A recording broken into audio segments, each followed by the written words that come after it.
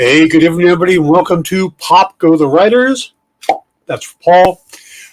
We are entering a new era, a new thing for Pop Go the Writers. We are changing our co-hosts. Paul Story has stepped aside. He has some work he has to focus on, but he'll probably pop up occasionally. This is, but we're very lucky because as soon as I said I'm needing to find a new co-host, someone who has graced us with his presence multiple times, usually at the beginning of any of the Marvel series, said, yo, I'm up for it. So welcome our new permanent co-host, Jim Beard. And the crowds went wild. Good to see you, sir. How are you? It's good to see you. You know, I wanted to say right here at the outset, I may be sitting in Paul's spot, but I can never replace Paul's Story. And I want to make that clear. I have no intention of ever seeing myself as his replacement.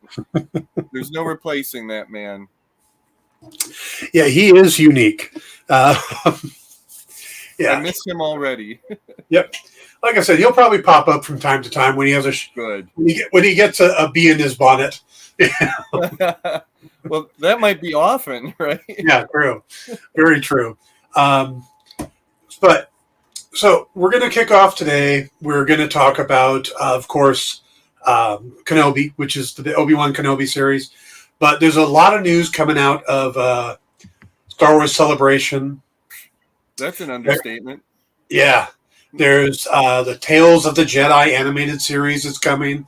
That's going to include the return of Qui-Gon Jinn, voiced by Liam Neeson, which then makes me wonder, if he's coming back for that, did he pop up for Kenobi? That's exactly what I said. You'd have him in the studio, where you just walk over to the next studio and yeah. We're just a hologram.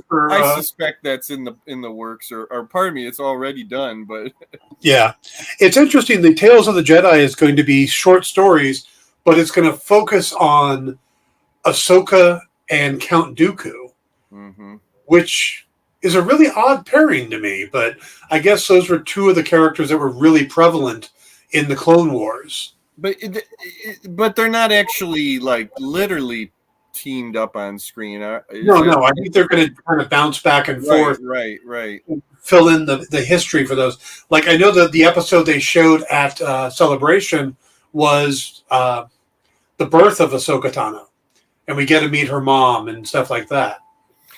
Now, did they say that Ashley was going to be voicing Ahsoka? I didn't see whether it's going to be Ashley or if it's going to be Rosario. Oh, yeah.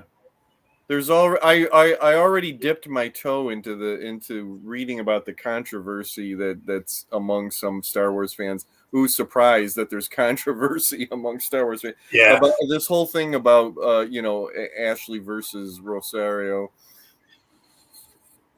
No, I mean, voice casting is great, but sometimes the voice actors don't look like the character. It's exactly right. Yeah, exactly right. I was thinking of, wow, this goes back a ways, but the Gunsmoke radio drama, the Marshall William Conrad was Bill Conrad, and then of course they didn't go with him for the TV series because they didn't think that he looked the part, although he sounded the part. Yeah. Well, it's like the original Saint on the radio was Vincent Price. Yeah. There's a really good one. Yeah. Bravo. Yeah, that's a great one. It's easier to find, that's more common where they didn't carry the actor over than it is to find the rare occasions where they did. I think Chester Morris is one of the few that I know of that played Boston Blackie on the radio programs and then did the movies. Yep. Yeah, I'm a huge Boston Blackie fan. That series got me. I'm a fan of the radio drama. I've never seen anything else, but I really love the radio drama. I've seen a couple of the movies. I've also read the original novel by Jack Doyle, which was really fascinating to me because it was a different kind of writing style. It was a bunch of little short stories, but then when you realized it, I mean, you could pull them out and sell them as short stories. Right, but they link together in the end. But it turned into a. That's how my Sergeant Janice novels are. That's exactly how they are. Oh, that's great. That's good to know. Yeah, the funny thing was, I had made a mention of. I was at oddly enough, Phoenix Comic Con, which is going on right this weekend, Phoenix Fan Fusion. But years ago, I was at the convention on a panel and mentioned Boston Blackie, and the next day, Michael Stackpole walked up. Oh wow! And said, "Well, since you were talking about it, I thought I'd loan you my copy. Just send it and give me his address in there. Send it back." This was an original edition from 1910. I'm like, he's like, I got it off of eBay. I'm like, I would have said in my best Peter Cushing voice, I would have said, "You're far too trusting." yes, yeah. I ended up sitting at a cigar bar of all places, sitting there reading it very gently, and then afterwards going, probably shouldn't have sat in a cigar bar. I was going to say, yeah, that book is just sucking up all that's. Oh, Dan. Now it has not a bibliophile. Come on, jeez. But I sent it back to him, insured the whole thing. Yeah. And Andrew's. Said, why does this smell like a good Havana? Yeah, exactly. Since it's going through her growing up, they could use Ashley for the early years and Rosario for the later years. That would make a lot of sense. Yeah, and that's exactly how I see the whole thing. I give so much credit to the Star Wars handlers today because they're sucking me in, and I'm not a person who watched the animated shows. Yeah. So, but Ahsoka has become an interesting character to me. So I don't have a lot of attachment to Ashley, although I respect what she's done, and I understand she's just a beautiful person in her, embracing of the fans. But it's like, okay, well, she played it when the character was younger, and Rosario is playing it as she's older. I mean, we have Alec Guinness and Ewan McGregor, right? Yeah. Not exactly this, this good comparison, but still. Yeah. Actually, that's a good thing to bring up. Kathleen Kennedy said, and this wasn't this weekend, it was a few weeks ago, that they realized that trying to recast their iconic characters was a bad idea. And I couldn't more wholeheartedly disagree. I somewhat disagree, but explain yourself, Dan. Well, I mean, I look at Ewan McGregor replaced Alec Guinness.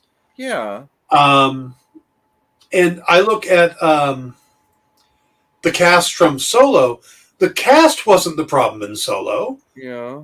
I mean, I didn't have a problem with Aiden Ehrenreich or whatever. I don't know how to pronounce his last name. I didn't have a real problem with him either. And in fact, I really liked, what's his name? Glover. Donald Glover, yeah. Lando, very, very much. And I actually looked forward to him returning, to that role, whether or not that will happen now. But yeah. Well, I mean, they're talking about doing a Lando. Get with that, if I was the guy who played Solo, I would have been kind of about that statement, Yeah. I don't know why. It's almost like she's got blinders on. Kathleen Kennedy's got blinders on. Yeah. Where it's like, okay, the third trilogy, or however, I don't remember. I don't know what the best way to refer to that is. But the Rey trilogy. They call it the sequel trilogy as opposed to the prequel. Okay, the sequel trilogy. Yeah. There was a lot wrong with that. But Rogue One and Solo are some of the better Disney. Andrew's saying it too. Are the two better Disney era movies? Mm-hmm. I would happily sit down and watch Solo again. Well, we'll put it this way: my mother had never watched Star Wars. Said she wanted to. I said, which ones? She goes, all of them. I said, all right. So we watched A New Hope, Empire, and Jedi. Then we jumped back and we watched the prequels. Mm-hmm. Then we watched Rogue One. We watched Solo.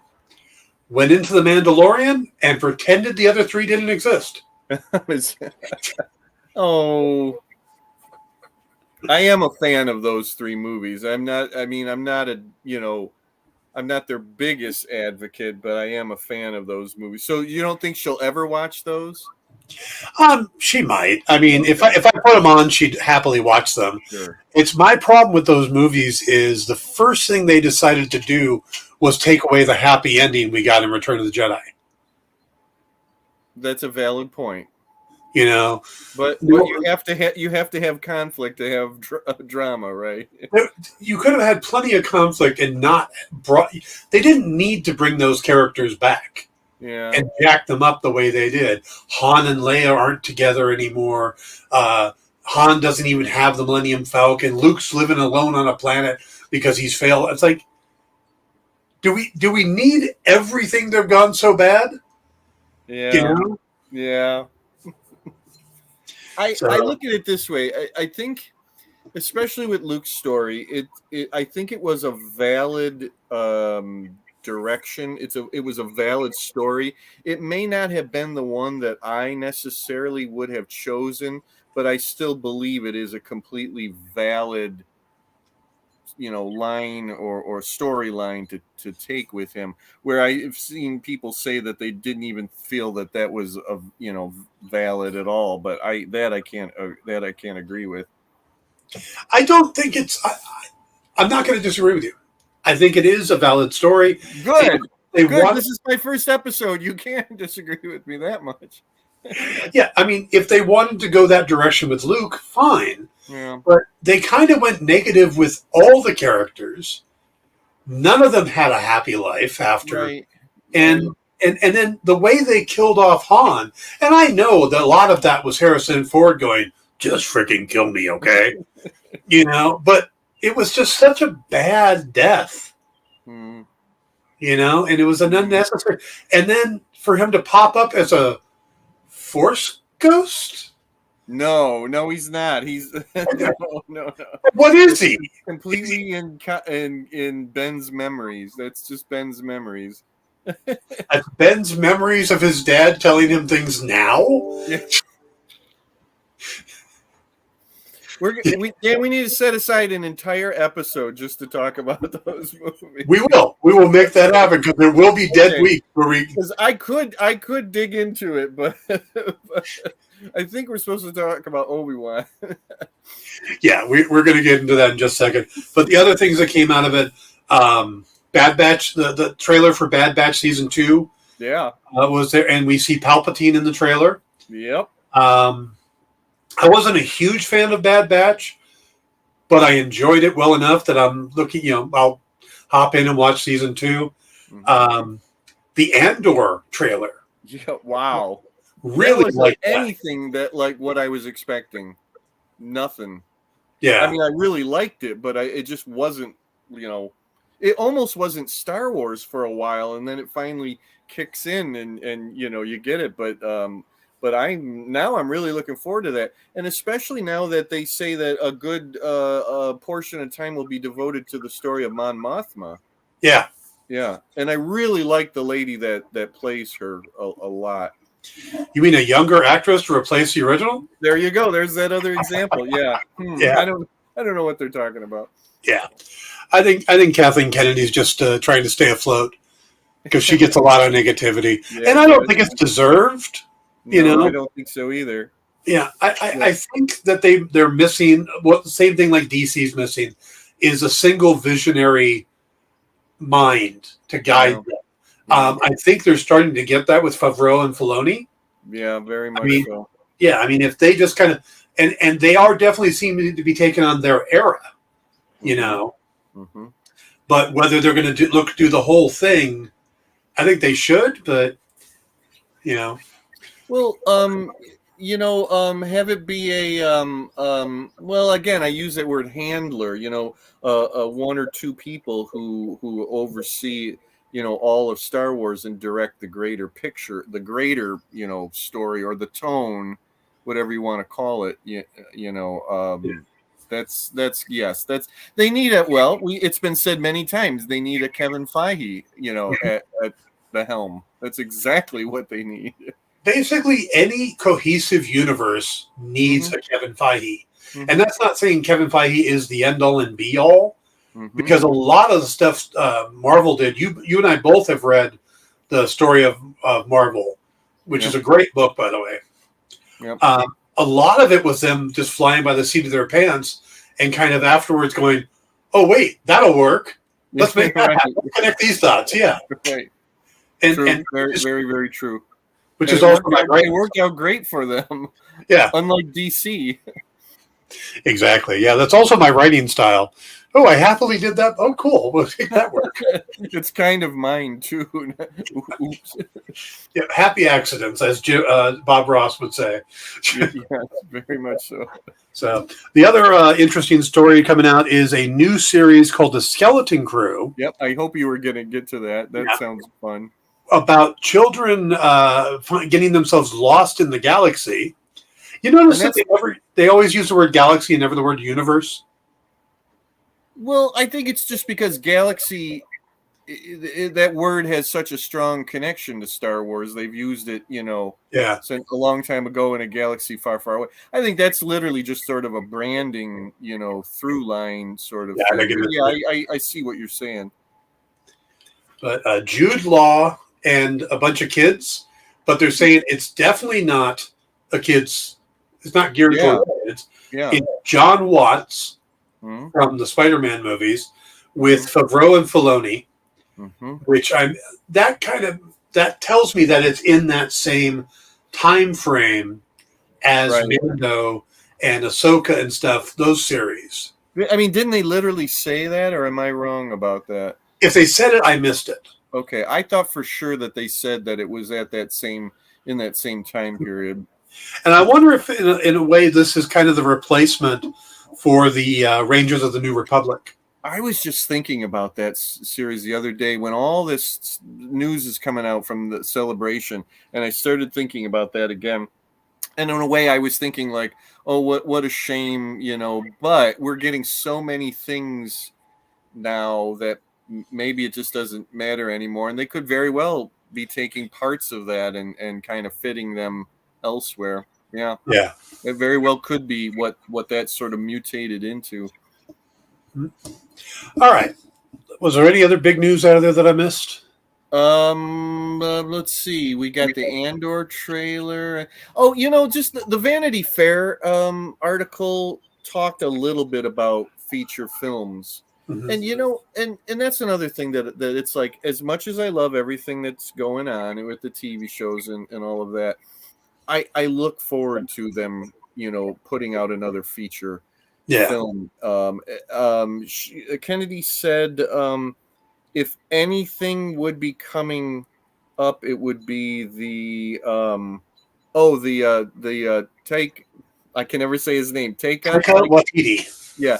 It's his film that we would most likely see first, and I'm okay with that. Yeah, we got the Taika Waititi, we've got the Kevin Feige produced one, and then we've got the Rogue Squadron. She actually played down the Feige thing in the article. She almost said like, "Oh well," all she said was, "Oh, that would be cool if that would happen." And then she really put aside the Rian Johnson. She basically said he's just too busy doing other stuff.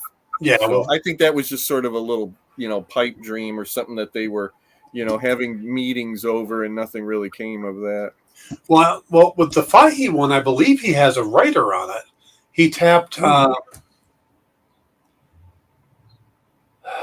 it the Moon Knight writers?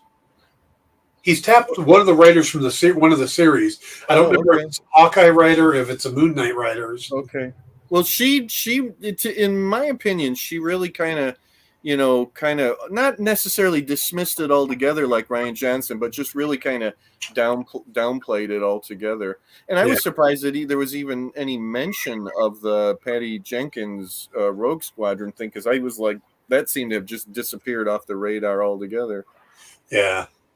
No, I think they're having a lot of success with TV, and maybe the films just, again, let them kind of marinate for a while, and when they happen, they happen.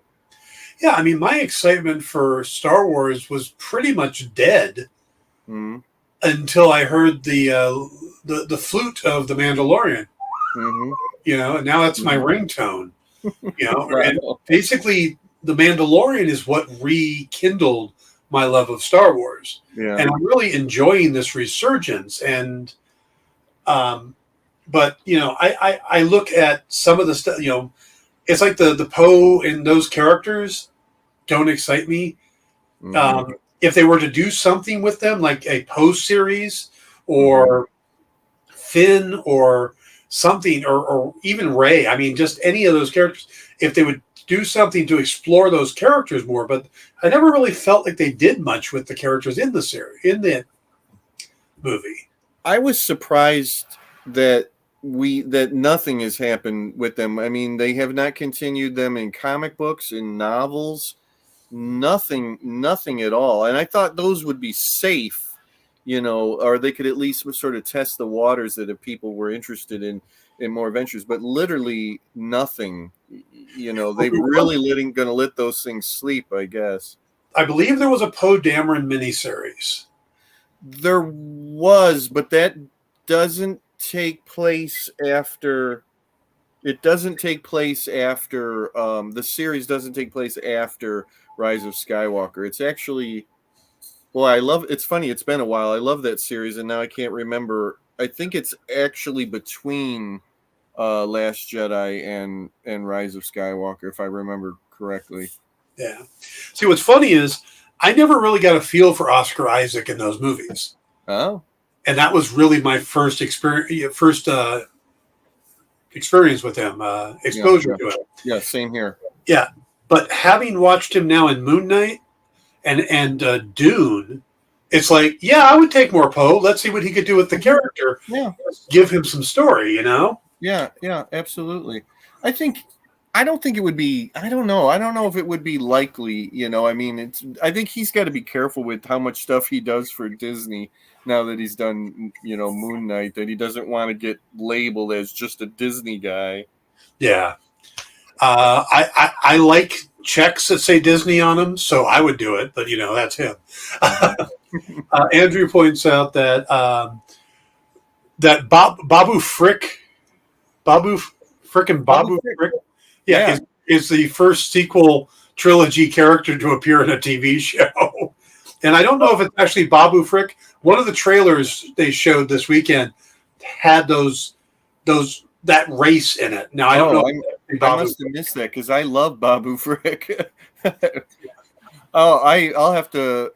Well, I was going to ask you, did you watch the cell phone footage of the Mandalorian season 3 teaser? I have not. Okay, it's really good. It's really cool. I was kind of hoping that then they would release that, officially, but I guess it really was just for the people in the audience. Though of course it got leaked. It's really, really interesting. Cool. I am very much looking forward to Mando. Like I said, that's the one that got me back. I've got the Mando hot toy over there with the deluxe one with the baby Yoda in the pram. Good for you. Yeah, and I love the Razor Crest, and then they blew it up, and I'm like, so I was going to get that Hasbro one, I didn't, and yeah. But no, I'm a big fan of Mandalorian. All right, let's get to our friend Obi-Wan Kenobi. Oh, is there a new show? Yeah. It kind of got buried in everything else. I thought it was interesting that they started with a recap of the prequel movies. Mm-hmm. That I think the recap actually looked better than the prequels did. I think it was a really good recap. Very good. Highlighting the best of Very that. Very good. Really great choice of scenes, and I think that they've preconditioned me when they have something like that. I say, okay, why were each one of those scenes chosen above any other scenes? And then it's like, here's me trying to read into like, oh well, look, there's Palpatine, and then I thought, no, they can't really tell that story without having at least a little bit of Palpatine in there. And so on and so on. Yeah, and this is, I mean, Marvel does their Legends things on Disney Plus as a recap, but Mhm. it's been so long since we've seen Kenobi on screen. I think they really had to do something like that. Yeah, I agree. I agree. I really liked it. I didn't, I when I watched it the second time, I didn't skip it. I let it play out. Yeah. Because I actually enjoyed it. Now, there's also a bit of a not controversy, but people were a little upset with the opening scene of Order 66 because of what happened in Texas. Oh, Yeah. all right. I guess that paints me as a really cold bastard. I think I get that. I get that. Yes. Yeah. And Yeah. all they're saying is, can you put a little warning on it? So Disney has put a warning up on the landing page for Kenobi, and they're Okay. supposed to be putting one before that episode. Okay. It's And I it's get it. kind of. I mean, it's kind of like everybody's seen it by now for the most part. Yeah. But I mean, Hmm. if you live in Texas or know anybody there, and you sit down for a little distraction from Sure. all that you've been going through, and that's Yeah. the first thing you see. Yeah. Yeah. I totally get that. Yeah. Totally get it. So yeah, but other than that, I thought the fact that they showed that specific scene Hmm. really makes me feel like perhaps that first little kid we look on is Riva. Yeah. I hate to be that one that says, "Oh, it's got to be," but I think I will be a little disappointed if it's not. It's really I mean, that's the first character we see. The camera's coming back, and we see her front and center there, and then everybody else. It would seem to make so much sense that she was one of those kids, Yeah, and basically the life that she thought she was going to have was just blown up. How, if that is her, and how that gets to her hating the Jedi and not the emperor, then I think that's gonna be a really good story. That's and why Ben, or why Obi-Wan in particular. oh, I can see that parallel pretty quickly. Okay. If yeah, because the Jedi that led the 501st into the temple was Anakin, and he wasn't in Darth Vader gear yet. He was Anakin, so they know he was Anakin. Yeah. And Anakin, it was Kenobi's Padawan. I could Okay. see her blaming him for not training him properly, for mistraining him, or, Okay. or even bringing him into the fold. Okay, so a lot of it is going to be conditioning that she gets.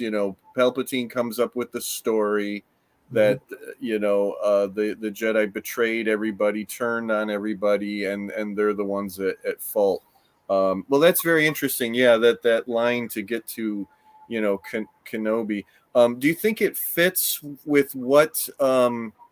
I can't remember if it was the Grand Inquisitor or it was one of the other ones that says that she came from the gutter. Do you think that fits?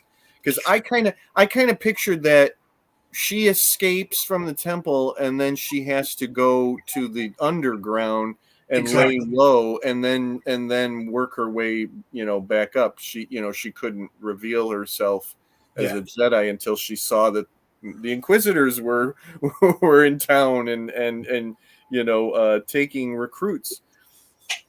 Yeah, that's how I think it probably goes too. She probably ended up on the streets of Coruscant, Hmm. or maybe she got off world. But either way, she was basically living as a baker on the streets, and Yeah. uh, when they found her. So Yeah. I really do like that whole opening scene, very, very much. And the attention to detail with the temple and there's an Easter egg video that I always watch, and they were pointing out, like, this is exactly how the floor was, and this is exactly how all of this was. yeah, Just really nice attention to detail. And it really reminded me of the scene from the episode of Boba Fett with Grogu, and in his escape from the Jedi Temple, during Order 66. You wonder, like, how far off were those kids running away? How far, could the camera have just panned over a little bit and we would have seen Grogu, or was that in a completely different area? Yeah. At some point, though, it may become that the Order 66 Jedi Temple becomes the Martha and Thomas Wayne of the Star Wars universe. It's like, how many times do we have to watch this? Yeah. Well, for right now, I would like an entire series set around. I want more. I'll tell you when I'm sick of it. So we end up on Tatooine, and we see the life that. The first thing we see is the Grand Inquisitor, mm-hmm. and I know that's another thing that a lot of people are Yeah. up in arms about is the look of the Grand Inquisitor. Yeah. That he doesn't really look like he does, and that they've brought that race into the live action before, and it looked much more like the Grand Inquisitor than what we saw. See, I chalked it up to that the animated series are very stylized, and that seemed to me to fit. That this is what, if it was done in the opposite way, I could see where they would get a more stylized look.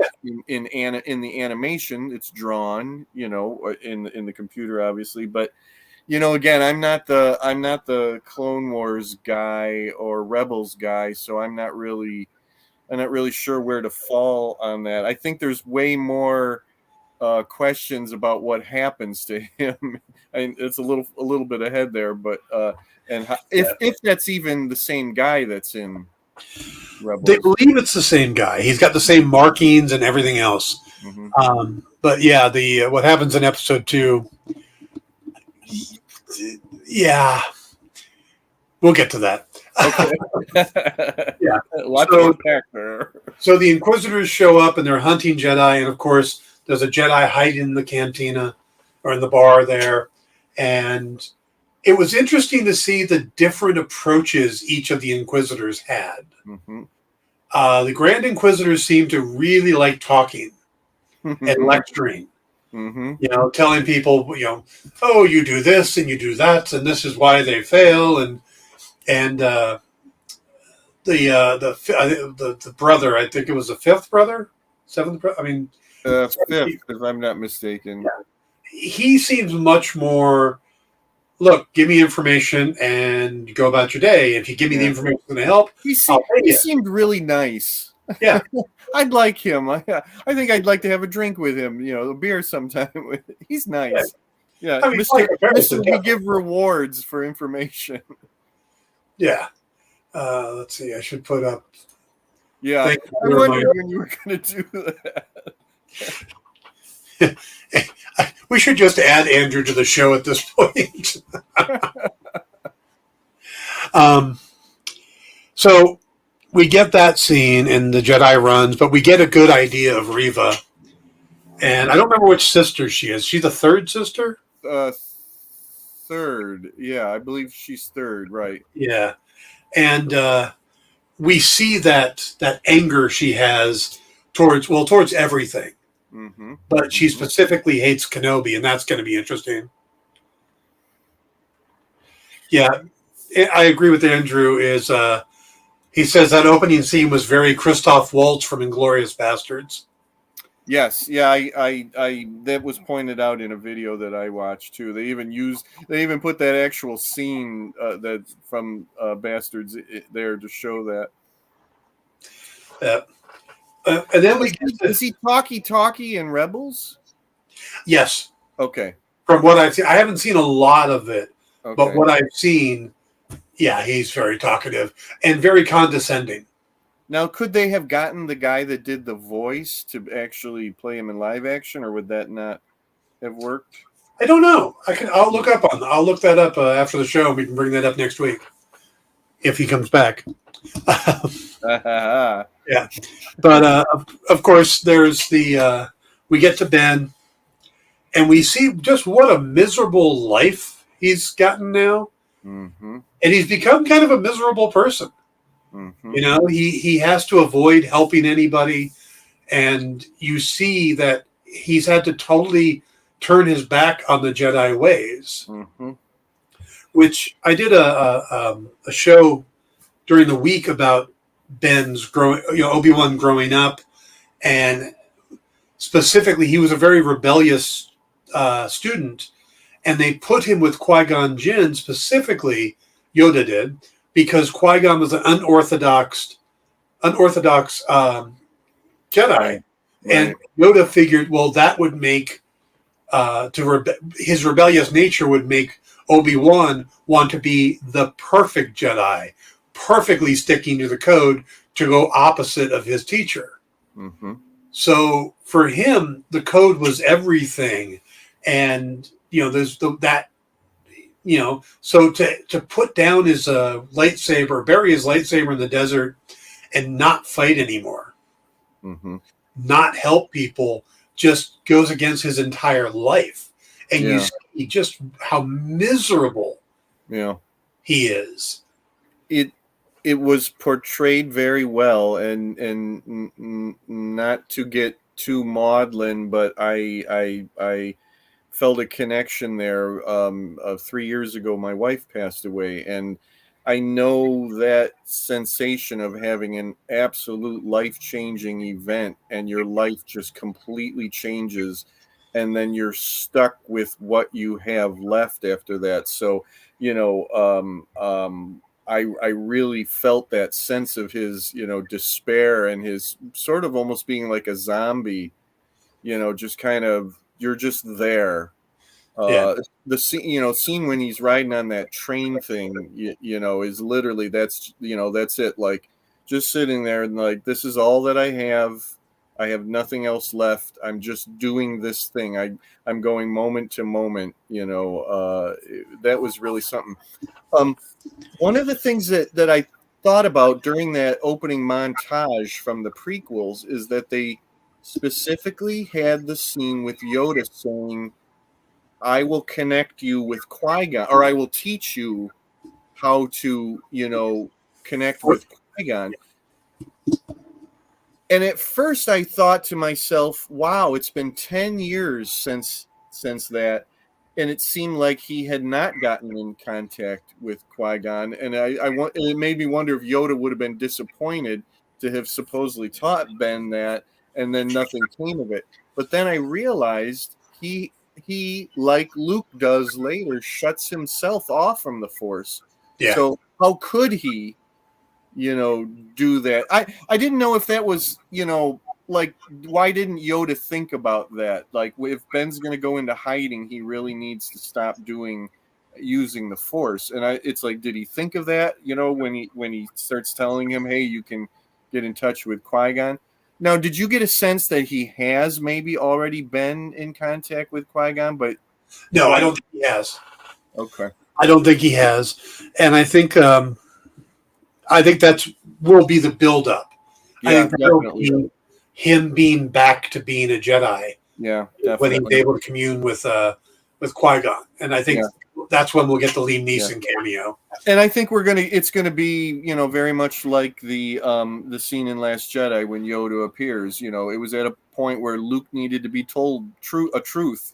And that's probably what we're going to get from Qui-Gon. That's going to be really, if this is what we're heading towards, I think it's really going to be something. Mm-hmm. Let's see if Episode 3 is any indication. With talking with Anakin, Yoda is not the best person to realize about emotions. Yeah. Okay. Now, the thing that surprised me was, how much I didn't know Leia was going to be in the series at all. No, let alone I don't think anybody did. Yeah, such a big character. And it seems like it's kind of like, okay, I thought this was filling in. I didn't realize that a lot of what this is doing seems to be filling in the groundwork of why Leia, even though she never meets Ben in Star Wars, in A New Hope, names her kid after him and is so connected and so excited when Luke says, I'm here with Ben Kenobi. Ben Kenobi, yeah. Right, but when she talks about Obi-Wan Kenobi, she doesn't seem to have that much of a connection.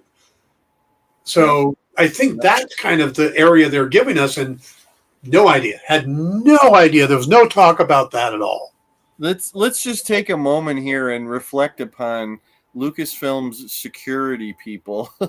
It's just amazing to be able to clamp down on such a huge, when they go to Coruscant and then they're like they go to Leia. Well, we find out it's not Leia, but still, Right. I was like, what is this? And my knee-jerk reaction, this is kind of funny, my knee-jerk reaction was, oh, we're going to get another like seemingly misplaced Mandalorian appearance within the Boba Fett show kind of a thing. But I should have had more faith that it was going to really play out as a very important part of the 2 episodes, really. What's funny is that the big thing I've complained about lately in Star Wars is that there's this trope they keep going to, which is our hero and a young sidekick that they have to protect and save. And it's, that was my big complaint with the Bad Batch is it's like, well, we're doing that in Mandalorian. Do we need to do it again in the Bad Batch? Well, it's what we're doing again now in Kenobi, but it wasn't until sitting here talking to you just now that it actually clicked. So maybe it's because I'm already familiar with these characters. I don't see it that way. And I'm hoping that Leia is just part of this story. I'm thinking she might not even be in it anymore. I mean, that it seems to me that that part of the story is done. Whether Ben goes directly back to Tatooine, I don't know. But I'd almost wish that this was the end of her involvement. Like, this is enough. Yeah, it was really cool and fun, and she was sassy, and there were moments where I swear to God she was channeling Carrie. I agree. Sat this little girl down and said, "You have to watch every scene with Carrie ever in Star Wars."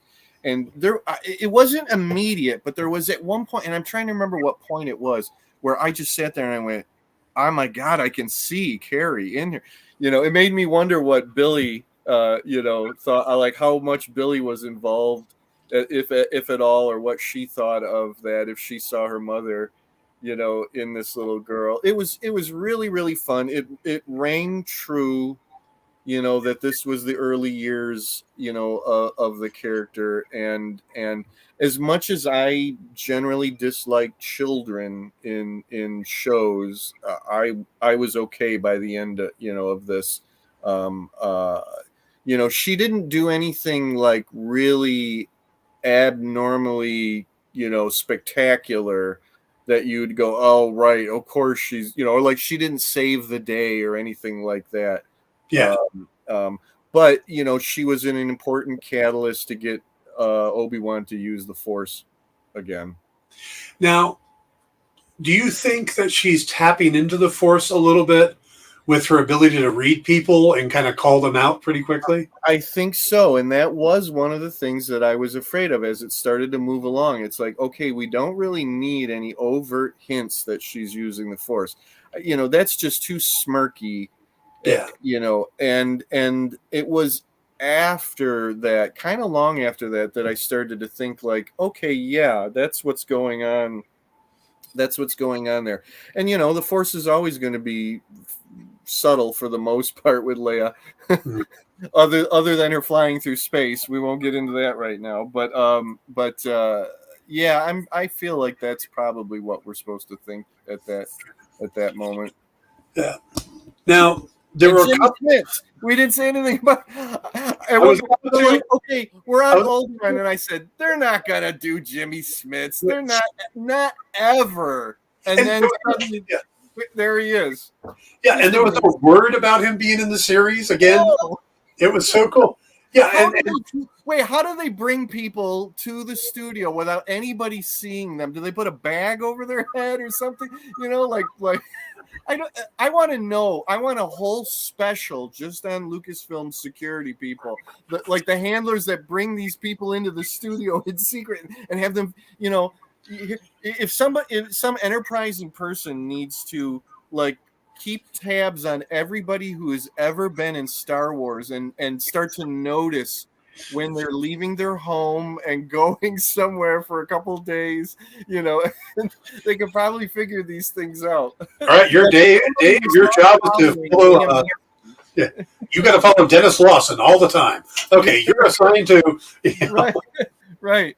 You're Liam Neeson. Well, Liam Neeson was gone for 2 days in wherever the heck they filmed this stuff. Okay, if they're doing him as a Force ghost, Liam Neeson could do it in his home. That's true. Yeah. Well, a whole bunch of guys went to Liam Neeson's house with all this equipment, with cameras and stuff, and a rolled up green screen. Oh man. So what a treat, and I had to look it up because I kept looking at Queen Breha, I think is her name, Leia's mother, and I'm like, that doesn't really seem like that original actress from Revenge of the Sith, and sure enough, it's not. So I wonder what the story was, why they didn't bring back the original lady. Sorry, I'm just picturing Obi-Wan in his cave bringing up a computer and Zoom calling with Qui-Gon. No, he does that with Yoda. Well, Jimmy Smits was one of the surprises for me. And I remember seeing the Queen thinking, will they bring in Jimmy? Or are they going to just let her focus on that? And then I'm like, yeah. I like Jimmy Smits. I've loved him since Law and Order, or LA Law. Mm-hmm. And his time on Dexter and stuff like that. But he seems like one of these people that's a really good sport. Yeah. That he said, yeah, sure. I mean, it's been a few years, but yeah, I'll do that again. Why not? That'll be fun. Yeah. Or his the final season of West Wing with him and Alan Alda was just brilliant. Mm-hmm. Mm-hmm. So that, and then Flea showing up. I hate to say it, but I'm not up on Flea. I had to look and see who the hell Flea was. So I know now. Know now. But it was like they kept putting like, well, here, wait, talk about people in the credits. Bonnie Peace, I think is her last name, is Baru. She's in the credits, but she's nowhere in those episodes. She in a tiny scene, she's standing near Owen when Ben hides from him and then sits on top of the thing and rides it like he's a starfighter. Luke? Yeah, sorry, Luke. And Ben's watching from the distance. I watched that the second time I watched the episode. I watched that carefully then. Wow, I really missed. It's a split second. Like when he first zooms in, you see her, you see Owen, and she's in the same outfit. Or a similar looking outfit to what's the characters in New Hope. Okay, she better get something in an episode coming up. Joel Edgerton's doing a great job. Yep, I really enjoyed his scene with Ewan, but I hope they give Bonnie something to do in this. I mean, why bother to have her in it? Yeah. No, I have a feeling that. I think this is supposed to be. We got the tie to Leia, and I think the rest will go back to Tatooine. Which I'd like them to get the hell off of Tatooine. Yeah, they spent a little too much time on there. But my guess at this moment is that something happens after Ben gets Leia back to Alderaan, and he cannot get back to Tatooine. That's going to cause him a lot of stress. Yeah, and that he maybe he has to go to Coruscant, and I mean, where he's got to be put in proximity to Vader at some point, and I really don't think Vader's going to Tatooine. No. That will not sit well with me. It's enough that we're stretching things to make that this encounter that we assume is going to happen, to put that in between two movies, but having Vader go back to Tatooine, I'm hoping that's not where this is headed. Yeah. Now we are We're gonna have to get used to these 1 hour slots instead of 190 or 130. It's me. I talk too much. Oh no, it's fine. So we get into the second episode. We get a new planet, Dio, I think it is. Yeah, although I think it's been mentioned in stuff before. I think it's like spelled Daiyo or something like that. As soon as they said the name, I felt like I recognized it, although I don't think it's ever been shown before. Yeah, and it looks like it's the city where Blade Runner takes place. I was gonna say it's just the Blade Runner world. That's all. Yeah, it would have been neat to see Deckard walking back in the background. That would have been a funny Easter egg to have one of those flying cars. Yeah, go by really quick. That would have been.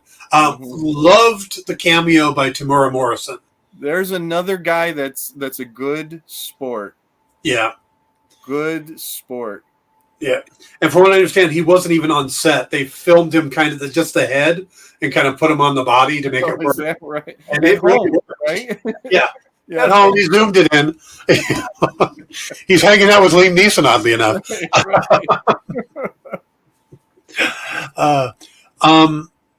I thought the scene. I liked the feel for it. The girl that gives McGregor or gives Obi-Wan the spice pack is McGregor's actual daughter. It's his actual daughter. Yeah. Yeah, I thought that was pretty cool. She did a nice job too. Yeah. The apple doesn't fall far from the tree, I guess. Yep. Yeah. And then we get the Walter White scene, as a lot of people are referring to it as. Yeah. Yeah. I really liked the fighting that he felt when he punched somebody, because he's so not used to fighting. Exactly. And not used to not using the Force to fight, and not use blasters. It looks so foreign to him. Yeah. I'm glad that they really thought that through, and that had occurred to me also that they said, okay, he doesn't do a lot of physical fighting, and he's not doing. He was kind of holding his own. Again, that felt right. Yeah. He doesn't. He's not using the lightsaber. He's not using the Force. This is how it would probably have happened. Right.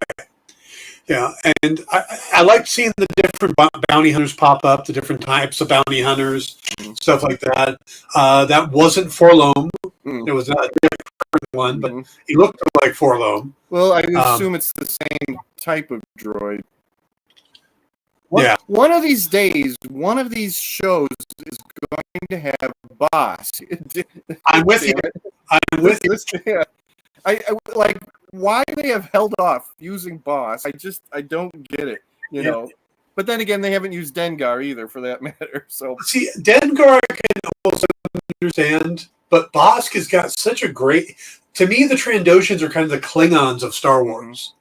Well, they kept teasing us with all these Trandoshans in both Mandalorian and in Boba Fett. It's like, come on, just give us Bosk. Just put Bosk in there, jeez. Or, by the way, anybody at Disney watching, Jim and I would be happy to show run and write a Bosk series for you. Yes, we would. Yes. And did you ever see the fan film that basically combined Bosk with Predator?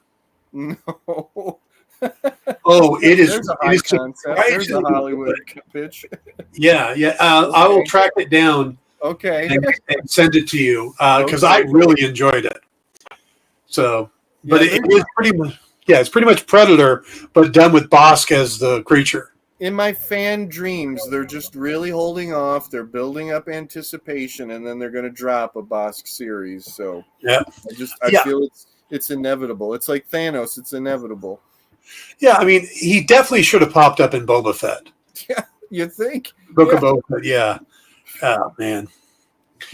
But I don't know why. There are so many good bounty hunters. But Bosk is the best. Mm-hmm. Any of them, like Zuckuss or, any of them, like, you have these characters, put them in there. My God. This is what we'll do for a series, is we'll team up Bosk with Black Chrysanthemum. So the tension between the two would be crazy. Oh, my. Okay. Yeah. And then we can throw in another human character to kind of offset. We could bring Aura Singh back from the dead, maybe. There we go. Or Zam Wessel. No, that would be way too far in the past. Yeah, she died way too far in the past. Yeah. Yeah. She was kind of cool. I liked her. So, all right. So, what's your overall opinion on the first 2 episodes? Oh, 2 thumbs up from me. I give them so much credit for the big surprise with Leia. I hope they can retain, the story and kind of watch out with the fan service. I know that's sort of a dirty word, but Yeah. as much as I enjoy that stuff, you just can't build entire shows on just Easter eggs and fan service over and over again. But I really like what's going on, and beyond that, I really hope that Ewan gets some more acting moments. You know what I mean? Yeah. He doesn't really get a lot in these. He's not really. I mean, I'd like some long talkie scene with him. I mean, I really liked, and kind of what the stuff he does get to do. It's almost like the longer scenes of talking are like the humorous one with the Jawa. But Yeah. I think that really that they're probably saving that for when if and when he's confronts Anakin, Vader. That I'm really hoping that's that they both get to really shine at that moment. I'm looking forward to them giving Hayden something to sink his teeth into. Yeah. I'm here. I'll say it like this: I'm waiting for the reason why Hayden is in this show. What is the justification to hiring him to be in the show when they could have had anybody at all in the Vader costume? Yeah. And other than the little tiny scene that we get, why is Hayden Christensen in this show? I'm not from Missouri, but show me. I need to know why it was important to have him in there. And does James Earl Jones do the voice of Vader when he's got the full helmet on? Yeah. For me, the thing that I want to know is, why are we telling this story? Hmm? What is it? Book of Boba Fett is telling, well, what happened to Boba Fett after the Sarlacc pit? Yeah. And that's an important story for a Yeah. lot of fans. Right. We know what the story Rogue One was telling. We know the story that Solo was telling. What is this telling us? Is this telling us how Obi-Wan goes to be old Ben? Is that the transition story we're getting to him being so defeated to being willing to jump back out there? Mm-hmm. And his dedication to Luke. But is he really fulfilling his responsibilities to Luke by not training him all those years? Mm-hmm. So I think you're on the right track, that this is the transition story. That the Alec Guinness Ben that we see is not a defeated person necessarily. In fact, if anything, he does actually have some, I'm not going to say joy, but there's a spark, in him, and he's lively and all of that. So, where does that come from when he really should be quite depressed after 20 years of sitting? Yeah. And then I think it's also that somebody at some point said that there's something in the lines that Vader said in New Hope about when I last left you, I was the learner, now. And they said, somebody said, I really, really, really feel that there's more to those lines. I don't think so yet. And that's another thing. It's show me. I need to be shown why there's more to that line than what we've always thought all these years. Yeah, I think I need to rewatch that scene and look at the dialogue again. Mm-hmm. It is odd because you wouldn't expect Vader to call himself a learner 10 years after he's been Vader, you know? Yeah. Well, the interesting thing to me is the fact that he calls him Vader. And yeah, this yeah. point, But you know what? I can justify that one. Vader is or Darth. He calls him Darth. Oh, wait, what are you talking about? Are you talking about in New Hope? Yeah. Oh, you mean he calls him Darth? Okay. Right? Yeah. But see, we've actually I thought you called him Vader. that, You're right. Darth is an honorific. I'm getting all excited. We learned that Darth is a title, so I assume it's like saying, "Well, Captain," you know, or "Well, General," or blah blah blah. So I can write that one off. Yeah, kind of a dig too, like, well, Darth. Yeah, exactly right. Yeah. Yeah, it's like you've turned over to the dark side. So Yeah, Yoda does that to Palpatine at the end of Revenge of the Sith, or close to the end. I think he kind of says Emperor with a you know, a little bit of sarcasm in his voice. Yeah. All right, that is going to be our show. All right. Yep. Thank you, Jim. Thank you, Dan. Yeah. Looking forward to next week where we have one episode to talk about. So what day is that episode? It's supposed to be Thursday night, Friday. They're going to release on the Fridays. Oh, I thought it was going to be back to Wednesdays because of the. No, I'm crushed. Very soon, Miss Marvel's going to start. That's true. And they'll be coming out at the same time. Yeah, you're right. How silly of me. How silly of me. So I think Marvel's will be Wednesday and Star Wars will be Fridays, which makes a lot of sense because Star Wars has always been a movie first, and Marvel started on comic books. So New Comic Day is Marvel Day, and New Movie Day is Star Wars Day. I bow to your wisdom.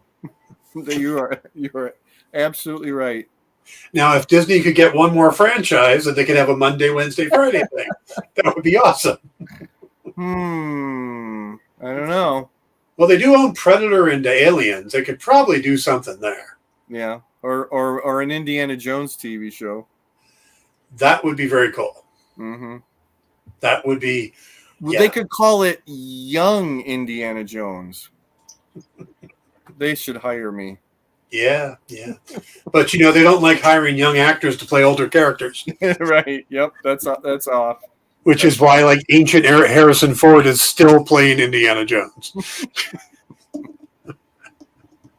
Yep. So, all right, guys, we're going to wrap it up there. Thank you for joining us. Have a great week, and we will see you next Sunday.